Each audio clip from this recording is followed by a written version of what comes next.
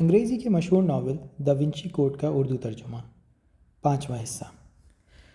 صوفی اس کمرے کے باہر کھڑی تھی جس میں دنیا کی مشہور ترین پینٹنگ مونا لیزا موجود تھی۔ اندر داخل ہونے سے پہلے اس نے راہدری پر ایک نظر ڈالی۔ تقریباً 20 گز کے فاصلے پر اس کے نانا کی لاش روشنیوں میں پڑی ہوئی تھی۔ اسے شدید پچھتاوے کا احساس ہوا جس نے اسے اداس کر ڈالا تھا۔ ساندرا نے پچھلے 10 سالوں سے اس سے بات کرنے کی بارہا کوشش کی تھی، مگر اس پر ان کوششوں کا کوئی اثر نہیں ہوا تھا۔ اس نے ساندرا کے بھیجے ہوئے تمام خطوط، لفافے وغیرہ اپنے دراز میں بغیر پڑھے اور کھولے ہی ڈال دیے تھے۔ صوفی کے خیال میں اس کے نانا نے اسے دغا دیا تھا۔ وہ بہت سارے راز چھپائے ہوئے تھا، مگر اب وہ مر چکا تھا، اور ایسا لگ رہا تھا کہ وہ دوسرے جہان سے اسے پیغامات بھجوا رہا ہے، اس سے سرگوشیاں کر رہا ہے۔ مونا لیزا۔ اس نے لکڑی کے بڑے دروازے پر ہاتھ رکھ کر اندر کی طرف دھکیلا۔ یہ کمرہ بھی سرخ رنگ کی روشنی میں ڈوبا ہوا تھا، اور یہ گرینڈ گیلری کے وسط سے دور تھا۔ اس میں جانے کا ایک ہی راستہ تھا۔ اندر داخل ہوتے ہی اسے سامنے دیوار پر بوٹیچلی کی پینٹنگ نظر آئی۔ اس تصویر کے نیچے زائرین کے بیٹھنے کے لیے ایک ٹھیک ٹھاک بڑا صوفہ پڑا ہوا تھا۔ صوفی کو احساس ہو رہا تھا کہ وہ کوئی چیز بھول رہی ہے۔ Ultra violet pain. اس نے دوبارہ راہدری پر نظر دوڑائی۔ اس کے نانا کی لاش کے پاس ہی پولیس کا سامان پڑا ہوا تھا۔ اگر اس کے نانا نے یہاں بھی کچھ لکھا ہے تو یقیناً واٹر مارکر سے ہی لکھا ہوگا۔ صوفی نے ایک گہری سانس لی اور جلدی سے سونرے کی لاش کی طرف بڑھ گئی۔ وہ اپنے نانا کی لاش کی طرف دیکھنے سے گریز برت رہی تھی۔ اس کی توجہ صرف سامان کی طرف تھی۔ اسے ایک الٹرا وائلٹ پین نظر آ گیا جسے اس نے اٹھا کر اپنی سویٹر کی جیب میں ڈال کر تیزی سے دوبارہ سیلیڈی ایٹارٹس کی طرف بڑھنے لگی۔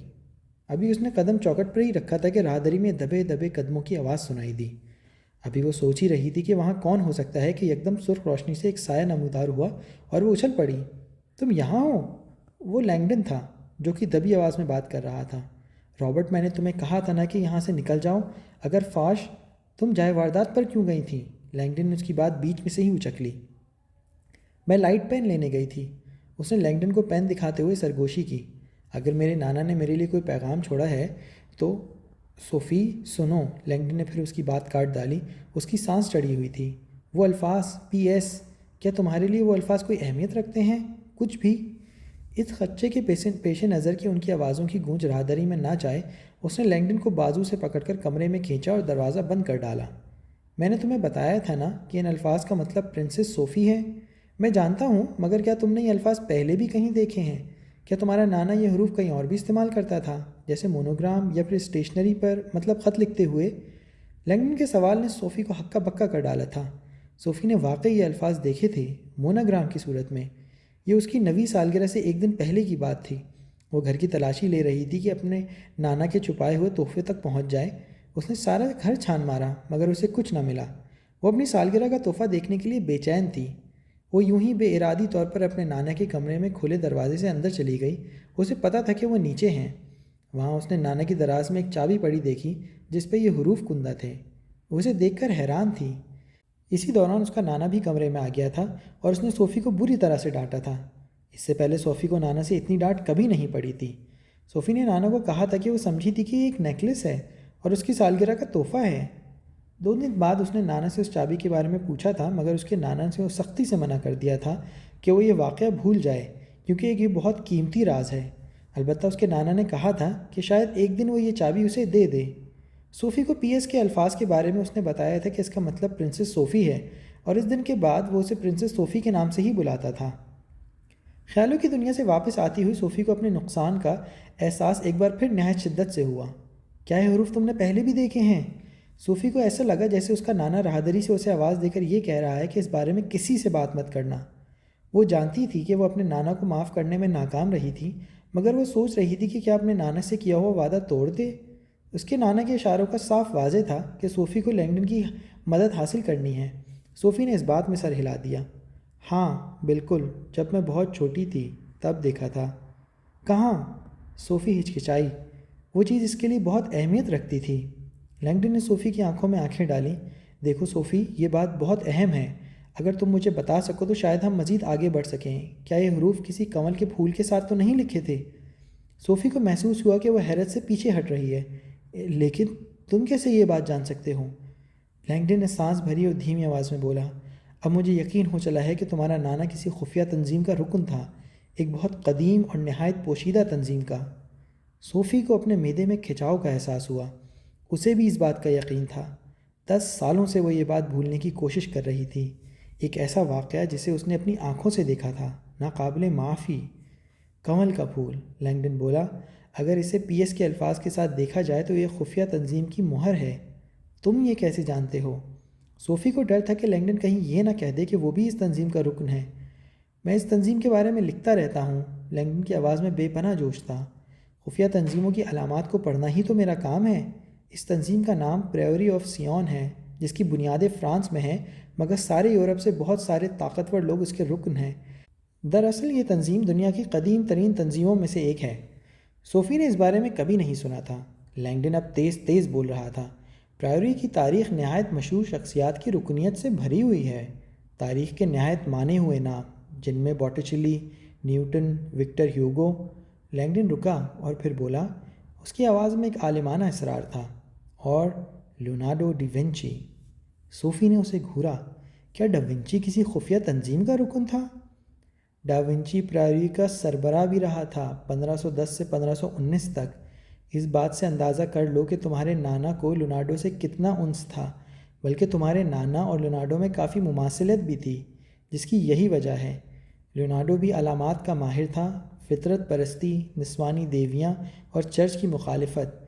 پریوری کی تاریخ مقدس نسوانیت کی تکریم سے بھری پڑی ہے۔ تم مجھے یہ بتانا چاہتے ہو کہ یہ تنظیم کسی پرانے زمانے کی دیوی کی ماننے والی تھی؟ ہاں بالکل، لیکن اس سے بھی زیادہ اہم بات یہ ہے کہ یہ ایک تنظیم ایک قدیم راز کی محافظ بھی ہے، ایک ایسا راز جو اس تنظیم کو نہایت طاقتور بناتا ہے۔ اگرچہ لینگڈن کی آنکھوں میں پختہ یقین کی چمک تھی، مگر صوفی کے لیے یہ بات ناقابل قبول تھی۔ ایک خفیہ تنظیم، دیویوں کی عبادت کرنے والی تنظیم، لیونارڈو بھی کسی زمانے میں اس کا سربراہ رہ چکا ہے، یہ سب کچھ نہایت عجیب محسوس ہو رہا تھا۔ وہ ان تمام باتوں کو قبول نہیں کر پا رہی تھی، مگر اس کا دماغ 10 سال پہلے والے واقعے کی طرف چلا گیا۔ اپنی آنکھوں سے دیکھ کر بھی اسے یقین نہیں آیا تھا۔ پریوری کے زندہ ارکان کی شناخت نہایت خفیہ رکھی جاتی ہے، لینگڈن نے کہا، لیکن پی ایس اور کنول کا پھول، یہ دو چیزیں جو تم بچپن میں خود دیکھ چکی ہو، ان کا تعلق صرف اور صرف پریوری سے ہی ہو سکتا ہے۔ صوفی کو احساس ہوا کہ لینگڈن اس کے نانا کے بارے میں اس کی سوچ سے زیادہ جانتا ہے۔ اس امریکن پروفیسر کے پاس یقیناً اس حوالے سے معلومات کا خزانہ ہوگا، لیکن یہ جگہ اس گفتگو کے لیے معقول نہیں تھی۔ میں یہ نہیں چاہتی کہ تم گرفتار ہو جاؤ، رابرٹ، ہمیں ابھی بہت سی باتیں کرنی ہیں، تمہیں چلے جانا چاہیے، جاؤ۔ میں کہیں نہیں جا رہا۔ لینگڈن جب بولا تو اسے اپنی ہی آواز ایک نہایت کمزور سی سرگوشی کی طرح محسوس ہوئی۔ وہ کہیں نہیں جانا چاہتا تھا، وہ اب کسی اور دنیا میں کھویا ہوا تھا، ایک ایسی دنیا جہاں خفیہ راز آشکار ہو رہے ہیں، ایک ایسی دنیا جہاں تاریک ساؤں کے پیچھے تاریخ سامنے آ رہی ہے۔ آہستگی سے وہ مڑا اور دھندلی سرخ روشنی میں مونا لیزا کی طرف دیکھا۔ کنول کا پھول، لیزا کا پھول، مونا لیزا، یہ سب کچھ آپس میں جڑا ہوا تھا۔ ایک خاموش سی موسیقی پریوری اور لیونارڈو ڈی وینچی کے رازوں کی گونج بن رہی تھی۔ کچھ میل دور، لیس انولیٹ سے پرے، دریا کے کنارے پر ٹرک کا حیران ڈرائیور پولیس کے گھیرے میں کھڑا تھا۔ جب ٹرک کے عقبی حصے سے صابن کی ٹکیاں برآمد ہوئیں جس پر وہ آلہ چپکا ہوا تو فاش کے گلے سے غسیلی گراہٹ نکل گئی۔ سیلاس نے سینٹ سلپس کے مینار کو دیکھا، اس کی نظریں سنگ مرمر کے اس اونچے ستون پر جم گئی تھیں۔ اسے اپنے عضلات میں تناؤ محسوس ہوا۔ اس نے ادھر ادھر سر گھمایا اور دیکھا کہ کوئی اسے دیکھ تو نہیں رہا۔ پھر وہ مینار کی بنیاد پر جھک گیا، احتراماً نہیں، ضرورتاً۔ قیمتی پتھر گلاب کی لکیر کے نیچے ہے، سینٹ سلپس کی مینار کی بنیاد میں۔ تنظیم کے تمام ارکان نے یہی بتایا تھا۔ اب وہ اپنے گھٹنوں پر جھکا، سنگ مرمر کے فرش پر ہاتھ دوڑا رہا تھا، مگر اسے کوئی درد محسوس نہ ہوئی، نہ ہی ایسا کوئی نشان نظر آیا جس سے یہ محسوس ہوتا ہو کہ کوئی ٹائل حرکت کر سکتی ہے۔ اس نے سنگ مرمر کے فرش کو ہاتھ سے تھپکنا شروع کر دیا۔ وہ کوشش کر رہا تھا کہ پیتل کی بنی ہوئی لکیر کے نزدیک ہی رہے۔ اس نے اس لکیر کے ساتھ کی تمام ٹائلوں کو بجا کر دیکھا۔ آخرکار ایک ٹائل میں سے ایسی آواز آئی جیسے اس کے نیچے کھوکھلی جگہ ہے۔ وہ مسکراتے ہوئے کھڑا ہوا اور کوئی ایسی چیز ڈھونڈنے لگا جس سے ٹائل کو باہر نکال سکے۔ اوپر بالکنی میں چھپی سسٹر سینڈرین نے ایک بے چین سانس بھری۔ اس کے بدترین خدشات کی تصدیق ہو گئی تھی۔ آنے والا واقعہ کسی خاص مقصد کے تحت آیا تھا، کوئی پوشیدہ مقصد۔ وہ صرف اس چرچ کی منتظمہ ہی نہیں تھی بلکہ ایک راز کی نگران بھی تھی، ایک ایسا راز جو بہت عرصہ پہلے اسے سونپا گیا تھا۔ ایک اجنبی انسان کا چرچ میں آ کر مینار کے پاس جانا خطرے کا نشان تھا، تنظیم کی طرف سے خطرے کا نشان، خطرے کی خاموش اطلاع۔ پیرس میں امریکی سفارت خانہ گیبریل ایونیو پر شانز الیزے کے شمال میں واقع ہے۔ 3 ایکڑ کے رقبے پر پھیلی ہوئی امریکن سفارت خانے کی زمین پر قدم رکھنے کا مطلب امریکی سرزمین پر کھڑا ہونا تھا۔ وہاں صرف وہی قانون لاگو تھے جو امریکہ کی اپنی سرزمین پر لاگو ہوتے ہیں۔ سفارت خانے کی نائٹ شفٹ کے آپریٹر ٹائم میگزین کا بین الاقوامی شمارہ پڑھ رہی تھی جب ٹیلی فون کی گھنٹی بج اٹھی۔ امریکن سفارت خانہ، اس نے فون اٹھا کر کہا۔ شب بخیر۔ انگریزی زبان میں بولے جانے والے کا لہجہ فرانسیسی تھا۔ مجھے کچھ مدد چاہیے۔ مجھے بتایا گیا تھا کہ تمہارے آٹومیٹک سسٹم پر میرے لیے کوئی پیغام موجود ہے۔ میرا نام رابرٹ لینگٹن ہے اور بدقسمتی سے میں اپنا 3 ہندسوں والا کوڈ بھول گیا ہوں۔ آپ اگر میری مدد کر دیں تو شکر گزار ہوں گا۔ آپریٹر کے چہرے پر مخمصی کے آثار تھے۔ معاف کیجیے گا جناب، آپ کا پیغام تو پھر کافی پرانا ہوگا۔ یہ سسٹم تو 2 سال پہلے ختم کر دیا گیا تھا اور اب تو 5 ہندسوں والا کوڈ چلتا ہے۔ آپ کو اس پیغام کے بارے میں کس نے بتایا تھا؟ کیا آپ کے پاس آٹومیٹک سسٹم نہیں ہے؟ نہیں جناب، مگر آپ کا پیغام ہمارے سروس ڈپارٹمنٹ میں لکھ لیا گیا ہوگا۔ آپ کا نام کیا ہے؟ مگر دوسری طرف سے فون بند ہو چکا تھا۔ فوج دریائے سین کے کنارے پر تیز تیز قدم اٹھا رہا تھا۔ وہ ہکا بکا تھا۔ اسے یقین تھا کہ لینگڈن نے کوئی مقامی نمبر ملایا تھا، اس کے بعد 3 ہندسوں والا کوڈ ملایا تھا اور پھر پیغام سنا تھا۔ اگر لینگڈن نے سفارت خانے نے فون نہیں کیا تھا تو پھر کس کا نمبر ملایا تھا؟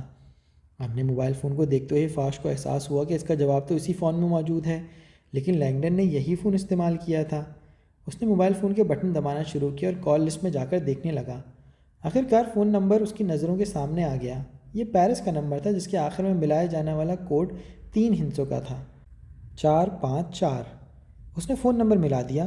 2 بار گھنٹی بجنے کے بعد رابطہ قائم ہو گیا اور ایک نسوانی آواز سنائی دی۔ خوش آمدید، یہ صوفی نیو ہے۔ چلنا شروع ہو گئی تھی۔ فوج کی رگوں میں خون تیزی سے گردش کرنا شروع ہو گیا تھا۔ مونا لیزا دنیا کی سب سے مشہور پینٹنگ جانی جاتی ہے۔ اس کی اونچائی 31 انچ اور چوڑائی 21 انچ تھی۔ مزے کی بات ہے کہ پیرس کی دکانوں میں اس کے جو پوسٹر فروخت کیے جاتے تھے وہ دراصل پینٹنگ سے بڑے ہوتے ہیں۔ کمرے کی شمال مغربی دیوار پر لگی اس پینٹنگ کے سامنے 2 انچ موٹا حفاظتی شیشہ لگایا گیا ہے۔ یہ لکڑی پر بنائی گئی پینٹنگ ہے جس کا دھندلا ماحول ڈاونچی کے اسفاموٹو انداز میں ہے۔ یہ ایک ایسا انداز مصوری ہے جس میں فن پارے میں موجود ایک چیز دوسری چیز میں ڈھلتی دکھائی دیتی ہے۔ لوورے میں آنے کے بعد مونا لیزا 2 دفعہ چوری ہو چکی ہے۔ چوری کا آخری واقعہ 1911 میں پیش آیا تھا۔ تب پیرس کے شہری اتنے افسردہ ہوئے تھے کہ وہ باہر سڑکوں پر نکل کر آہوزاری کرتے تھے اور اخباروں میں چور سے یہ درخواست کی گئی تھی کہ وہ پینٹنگ واپس کر دے۔ اس کے بدلے میں اسے لاکھوں فرانکس دینے کا اعلان بھی کیا گیا تھا، مگر پینٹنگ واپس نہ آئی، بلکہ 2 سال بعد فلورنس کے ایک ہوٹل کے کمرے میں موجود صندوق سے برآمد ہوئی۔ لینگڈن صوفی کو اپنے فیصلے سے آگاہ کر چکا تھا۔ صوفی نے مونا لیزا کی طرف بڑھتے ہوئے لائٹ پین روشن کر دیا۔ ان کے سامنے فرش پر نیلے رنگ کی روشنی پھیل گئی۔ اس نے فرش پر ادھر ادھر روشنی ڈالی کہ کہیں کچھ لکھا نظر آ جائے۔ لینگڈن صوفی کے ساتھ ساتھ چل رہا تھا اور اسے اپنے اعصاب پر کھچاؤ محسوس ہو رہا تھا۔ وہ ایک جوش محسوس کر رہا تھا۔ شاید اس کی وجہ دنیا کی نہایت مشہور ترین پینٹنگز تھیں جو صوفی کے پین سے نکلنے والی روشنی میں دیکھنے کی کوشش کر رہا تھا۔ لینگڈن کو اب وہ شیشہ نظر آنے لگا تھا جس کے پیچھے مسکراتی ہوئی مونا لیزا بھی قید تھی۔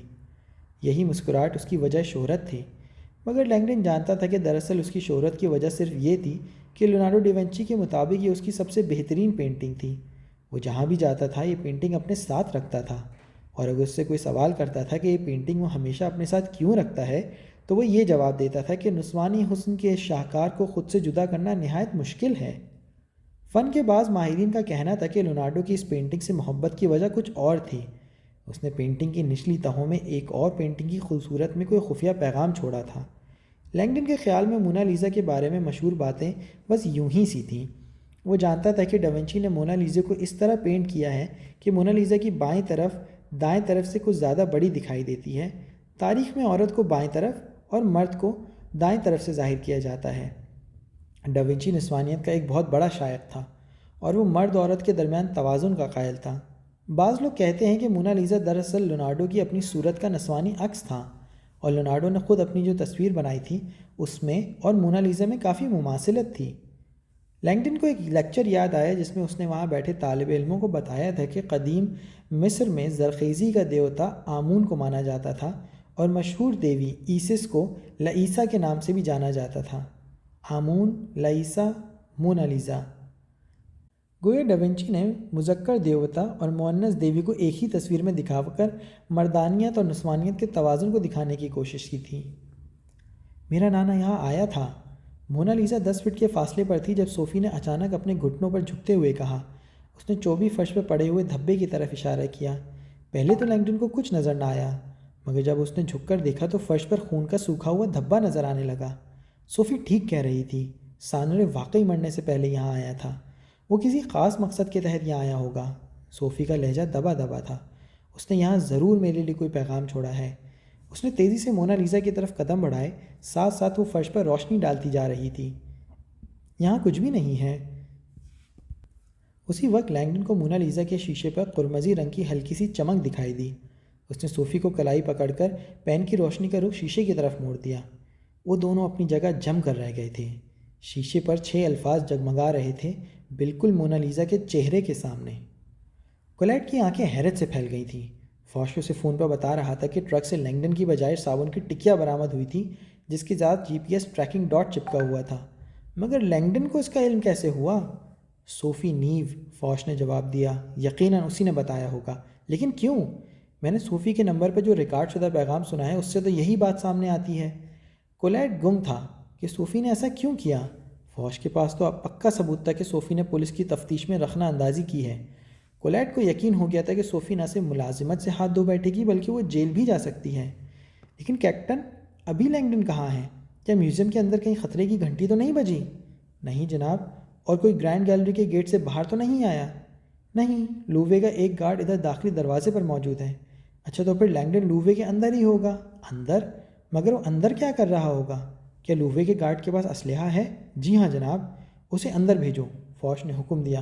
میں نہیں چاہتا کہ لینگڈن فرار ہو جائے۔ فوش کہتے کہتے رکا اور پھر بولا، اور گارڈ کو یہ بھی بتا دینا کہ صوفی بھی اندر موجود ہو سکتی ہے۔ مگر وہ تو جا چکی ہے۔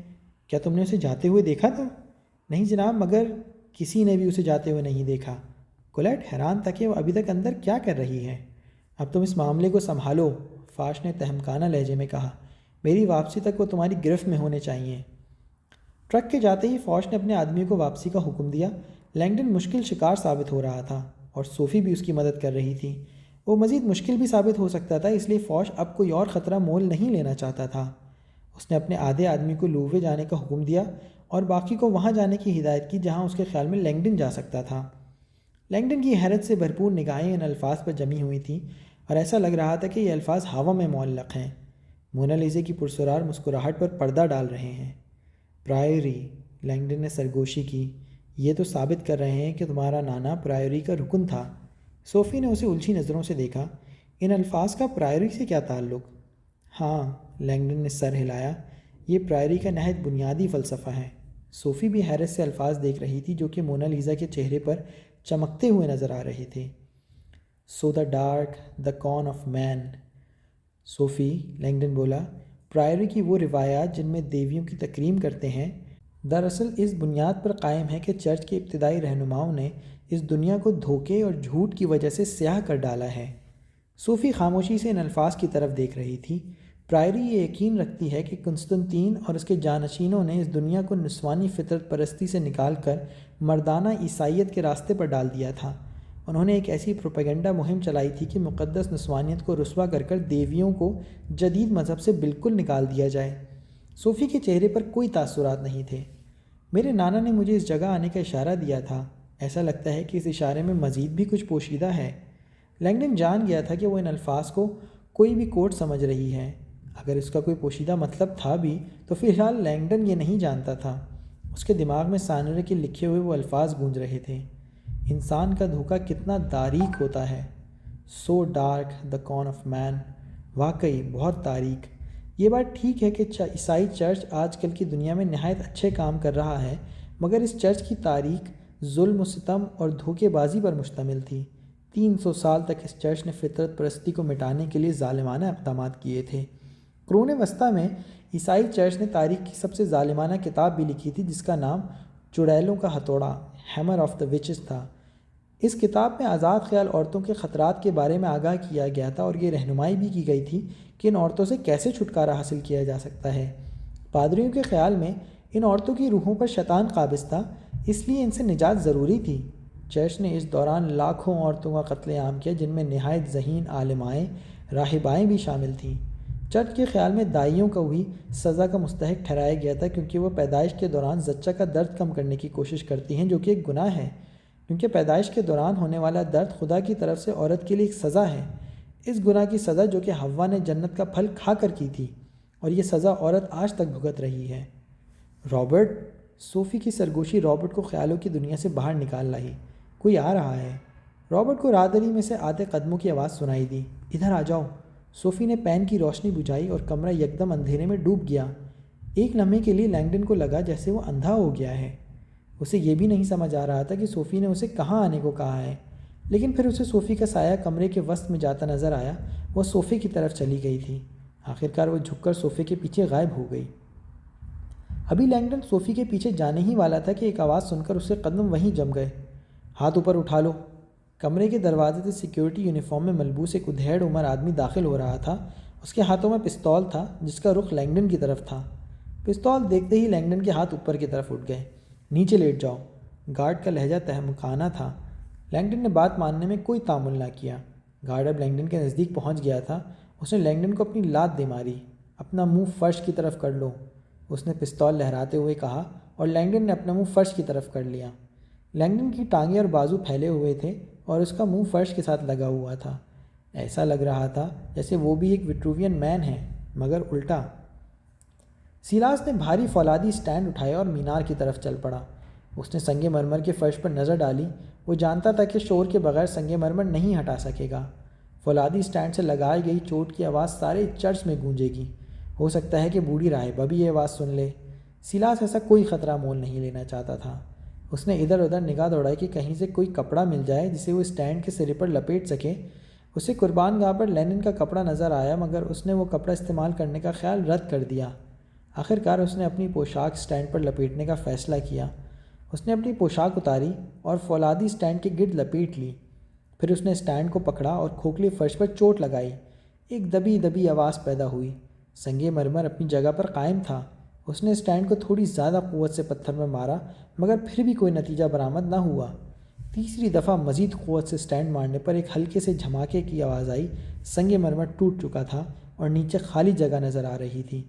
ضرور یہ کوئی خفیہ خانہ ہے۔ سیلاس نے جلدی سے جھک کر سنگ مرمر کے ٹکڑے ہٹائے اور اپنا ہاتھ خالی جگہ میں ڈال دیا۔ پہلے تو اسے کچھ محسوس نہ ہوا۔ یوں لگ رہا تھا کہ نیچے کچھ نہیں ہے، مگر ذرا نیچے جا کر اس کے ہاتھ کسی پتھریلی چیز سے ٹکرائے۔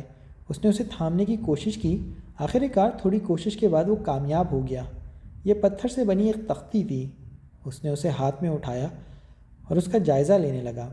اسے لگا کہ اس پر کچھ الفاظ کندہ ہیں۔ سیلاس کا خیال تھا کہ وہ قیمتی پتھر کا کوئی نقشہ بنا ہوگا، لیکن جب اس نے تختی کو صاف کر کے وہ الفاظ پڑھے تو اسے شدید حیرت کا سامنا کرنا پڑا، کیونکہ اس پر صرف ایک لفظ اور چند ہندسے تھے: ایوب 38:11۔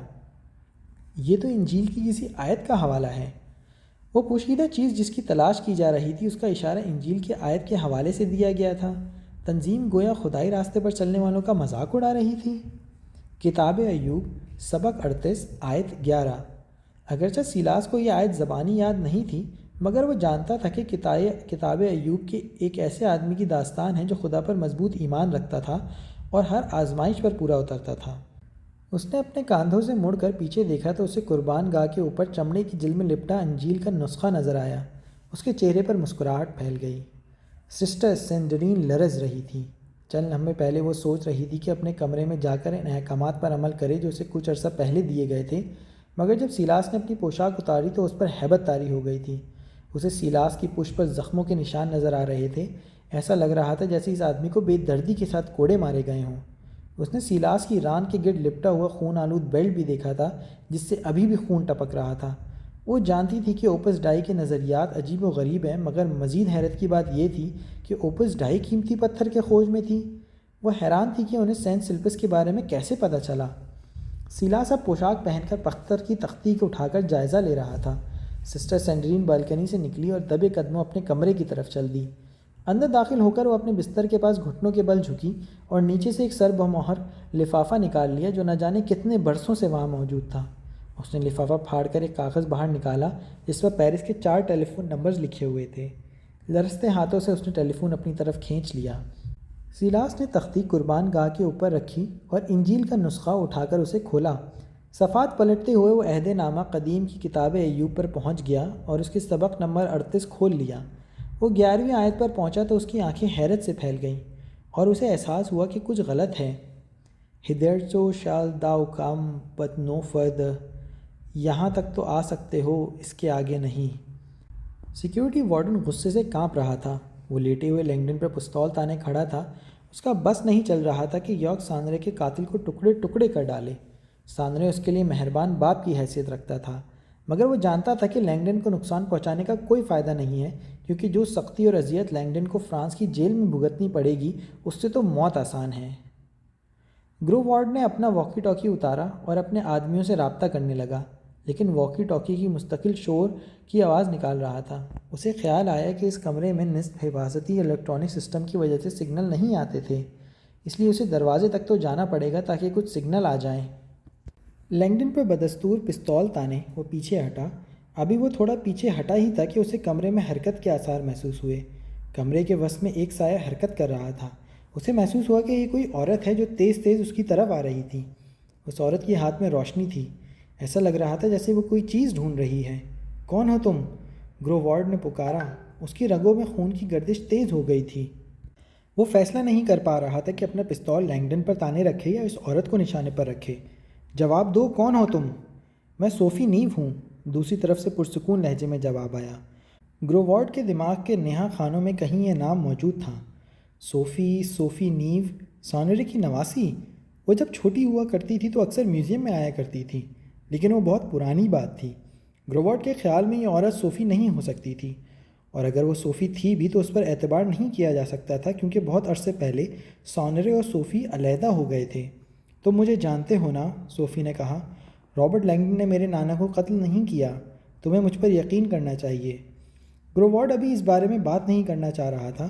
وہ سوچ رہا تھا کہ کیسے اپنے آدمیوں کو یہاں بلائے۔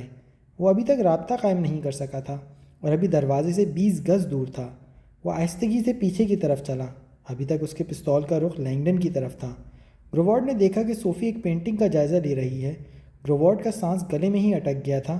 اسے اندازہ ہو گیا تھا کہ وہ کون سی پینٹنگ ہے۔ نہ جانے یہ عورت اس پینٹنگ کے پاس کیا کر رہی ہے۔ کمرے کی دوسری طرف صوفی کو اپنے ماتھے پر ٹھنڈا پسینہ محسوس ہوا۔ لینگڈن ابھی تک فرش پر پڑا ہوا تھا۔ صوفی جانتی تھی کہ گارڈ ان پر گولی نہیں چلا سکتا۔ صوفی نے اپنی توجہ ڈاونچی کی ایک اور پینٹنگ کی طرف کی۔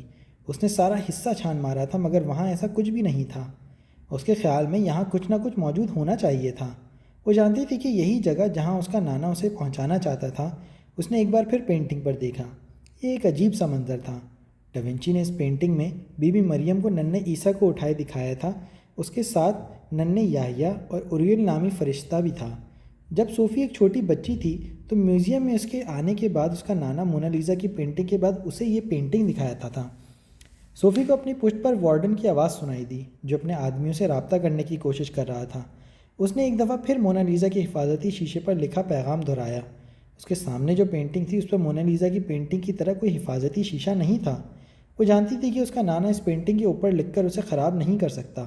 وہ پینٹنگ کے نزدیک گئی، عقب میں ان تاروں کو دیکھا جن کے ساتھ یہ لٹکی ہوئی تھی۔ اس نے تصویر کے فریم کو تھوڑا آگے کھینچا اور اس کی عقب میں جھانکا۔ اندھیرے کی وجہ سے کچھ نظر نہ آیا۔ اس نے اپنے ہاتھ میں اٹھائے پین کی روشنی تصویر کے عقب میں ڈالی۔ یکایک اسے احساس ہوا کہ وہاں کوئی چمکیلی چیز پڑی ہے۔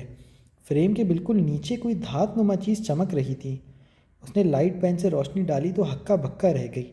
اس کی نظروں کے سامنے فریم کے نیچے ایک سلیب نما سنہری چابی پڑی ہوئی تھی۔ اسے یاد آیا کہ اس نے اپنی 9ویں سالگرہ کے موقع پر یہی چابی دیکھی تھی۔ اوپر سے سلیبی شکل میں یہ چابی نیچے سے سیدھی تھی۔ اس کے نچلے حصے پر چھوٹے چھوٹے سیاہ دھبے تھے۔ سلیبی حصوں پر کنول کا پھول بنا ہوا تھا اور پی ایس کے الفاظ کندہ تھے۔ صوفی کو یوں لگا جیسے اس کا نانا اس کے کانوں میں سرگوشی کر رہا ہے۔ اسے یاد آیا کہ سانرے نے کہا تھا کہ جب وقت آئے گا تو یہ چابی تمہاری ہو جائے گی۔ اس کے نانا نے مرتے ہوئے بھی اپنے الفاظ کی لاج رکھی تھی۔ اس کے نانا نے یہ بھی کہا تھا کہ یہ چابی ایک ڈبے کی ہے جس میں بہت سارے راز ہیں۔ صوفی کو احساس ہوا کہ آج رات الفاظ کے اس سارے کھیل کا مقصد یہی چابی تھی۔ مرتے وقت یہ چابی سانرے کے پاس تھی اور وہ اسے صوفی کے علاوہ کسی کے ہاتھوں میں نہیں جانے دینا چاہتا تھا۔ "مجھے مدد چاہیے"، گارڈ کی آواز آئی۔ وہ اپنے واکی ٹاکی پر بول رہا تھا۔ لیکن دوسری طرف صرف شور تھا۔ صوفی جانتی تھی کہ سگنل نہیں آ رہے۔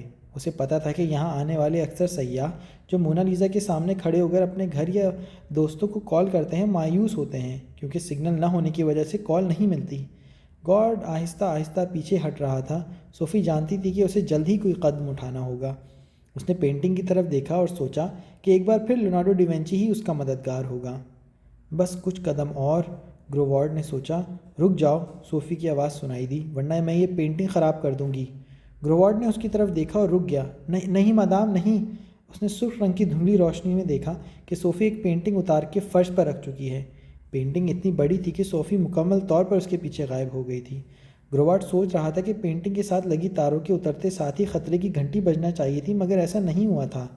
پھر اسے یاد آیا کہ یارک ساندرے کے قتل کے وقت گھنٹی بجنے کے بعد ابھی اسے دوبارہ صحیح نہیں کیا گیا تھا، اور وہ سوچ رہا تھا کہ صوفی آخرکار کیا کر رہی ہے۔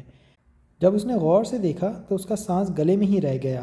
پینٹنگ بالکل وسط سے آگے کو ابھر رہی تھی، شاید صوفی اپنے گھٹنے سے اس پر دباؤ ڈال رہی تھی۔ نہیں نہیں، وہ چلایا۔ اس کے لہجے میں خوف تھا۔ وہ اس انمول پینٹنگ کو خراب ہوتے دیکھ رہا تھا۔ اس نے پستول کا رخ پینٹنگ کی طرف کر دیا، مگر اچانک اسے احساس ہوا کہ اس کا کوئی فائدہ نہیں۔ موٹی پینٹنگ کی تہہ سے گولی نہیں گزر سکتی تھی، اور ویسے بھی ایک انمول پینٹنگ پر گولی نہیں چلائی جا سکتی تھی۔ اپنا پستول اور واکی ٹاکی نیچے رکھ دو، صوفی نے فرانسیسی زبان میں کہا۔ اس کا لہجہ پرسکون تھا، ورنہ میں اس پینٹنگ کا کباڑہ کر ڈالوں گی۔ تم جانتے ہی ہوگے کہ اس کے بارے میں میرے نانا کیا رائے رکھتے تھے۔ گروارڈ کو محسوس ہوا کہ وہ چکرا رہا ہے۔ نہیں نہیں، یہ میڈونا آف دی راکس ہے۔ اس نے واکی ٹاکی اور پستول نیچے پھینک دیا اور اپنا ہاتھ سر سے اوپر بلند کر لیے۔ شکریہ، صوفی نے کہا۔ اب میں جیسا کہوں گی تم ویسا ہی کرو گے، ورنہ